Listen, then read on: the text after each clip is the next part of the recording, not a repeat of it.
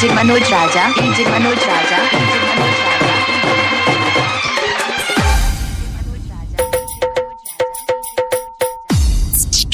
लहो सोनी तारा रास्ता से हट गईनी, रेल गड़िए के नीचे जाके कट गईनी।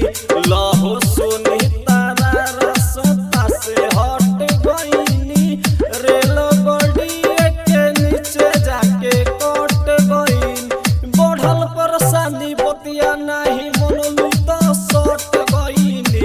लहो पीरिति तारा रास्ता से हट गईनी, रेल गड़िए के नीचे जाके कट गईनी।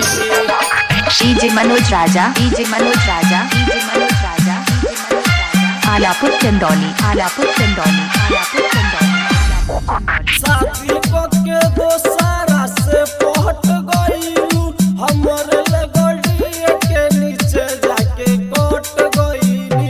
शादी को के दोसारा से पहट गईलू, हम रेल गड़िए के नीचे जाके कट गई।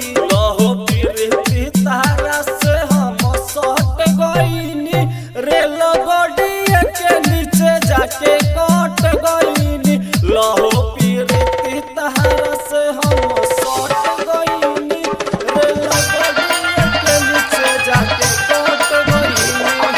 डीजे मनोज राजा, डीजे मनोज राजा, डीजे मनोज राजा, डीजे मनोज राजा। आलापुर चंदौली, आलापुर चंदौली, आलापुर चंदौली। जहिया से चल गईलू राइटर पवन